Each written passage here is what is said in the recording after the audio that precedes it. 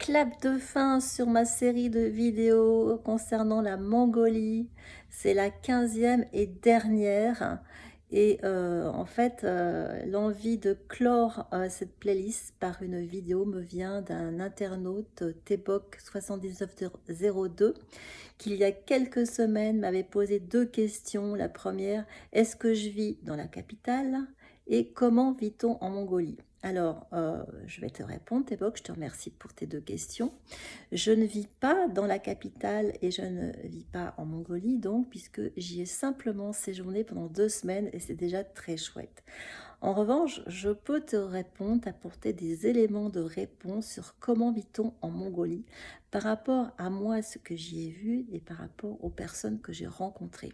Alors, il faut savoir que le revenu mensuel moyen en Mongolie est très faible puisqu'il est d'environ 350 euros, ce qui incite la plupart des Mongols à cumuler les emplois, notamment avec le tourisme. Et moi, d'un point de vue extérieur, je vois trois catégories de Mongols.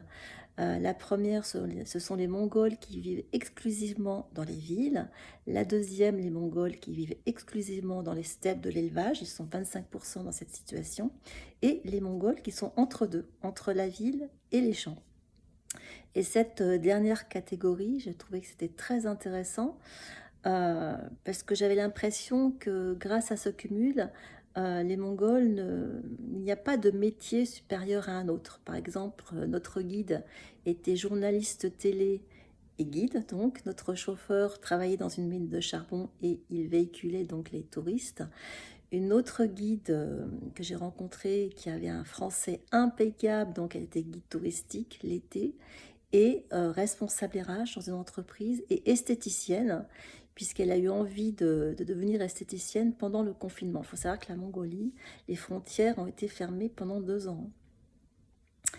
Et donc cette catégorie-là, j'ai trouvé c'était intéressant parce qu'il y avait aussi le désir pour certaines familles de perpétuer les traditions en gardant un pied dans les steppes. C'est le cas de la première famille qui nous a accueillis, la mère des 3 enfants qui élevait des yaks.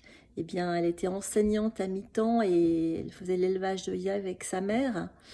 Et il y a plein d'autres exemples comme cela. Et c'est aussi la conscience que vivre en harmonie avec la nature, être autonome en alimentation, en chauffage, c'est une forme de liberté. C'est quand même assez incroyable. Et moi, de l'avoir vécu, par exemple, de me dire, j'ai pas demandé une autorisation pour planter ma tente ici ou là, je trouve ça extraordinaire.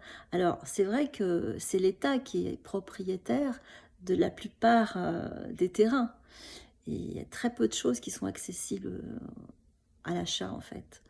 Mais voilà, c'est une autorisation pour les nomades de circuler voilà, pour répondre à ce besoin. Les personnes qui vivent exclusivement dans les villes, alors il y a toutes sortes de personnes, mais on en a rencontré une qui était très privilégiée, puisqu'elle a un commerce de cachemire, une maison à la campagne, donc c'est vrai qu'ils ne sont pas nombreux, mais voilà, mais c'est comme dans toutes les grandes villes, hein, il y a des personnes à haut revenu, d'autres personnes à bas revenu. Et les personnes qui vivent exclusivement dans les steppes, ils ont cette conscience hein, de leur chance, de dire, voilà, on s'organise comme on veut, voilà, on vit de nos produits avec les animaux, on vit de la terre. Voilà, donc je voulais poursuivre avec ce que j'ai appris en Mongolie, les enseignements que j'en ai tirés. Le premier, c'est sur l'eau. Le respect que les Mongols ont pour l'eau, c'est quelque chose de sacré pour eux, donc jamais ils ne salissent l'eau. Ils ne font pas pipi dans l'eau, ils ne rejettent pas l'eau de la vaisselle dans la rivière. L'eau sale est toujours jetée dans la terre. Et j'ai appris à me laver avec peu d'eau, voire un verre et demi. Donc c'est prendre conscience cette richesse et de la préciosité. Le deuxième enseignement, c'est que les Mongols ne mangent pas les petits, ils ne mangent pas les petits yaks, ils ne mangent pas les petits chevreaux, les petits agneaux. Donc ça, je pense qu'ils laissent les petits grandir jusqu'à leur maturité avec leur maman. Donc je trouve qu'on a beaucoup à apprendre aussi sur ce sujet-là. Et enfin, j'ai appris à faire le feu avec de la bouse de yak séchée. Donc c'est un combustible remarquable. On pourrait dire ici écologique, mais pour eux c'est naturel. C'est simplement faire avec ce que la nature nous donne, ce que les animaux nous donnent. Et ça, pourrais citer d'autres choses, mais c'est vraiment ce qui m'a marqué. Et je terminerai sur, peut-être que vous attendiez ce que j'en parle, sur le chamanisme, sur cette dimension spirituelle qui me tient à cœur.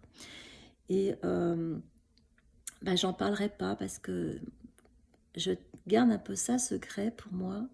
Mais ce que je peux vous dire, c'est que si vous allez en Mongolie et que vous vibrez, en tout cas une certaine dimension, en tout cas si vous avez cette curiosité-là, vous allez rencontrer des chamans sur votre route au cours d'une conversation. Ils ne se montrent pas comme ça, c'est très, très discret, c'est encore très secret. Mais en tout cas, si vous faites une expérience avec un chaman, c'est quand même très très fort. Voilà. Je vous souhaite le meilleur pour cette année 2025 et je vous dis à très vite.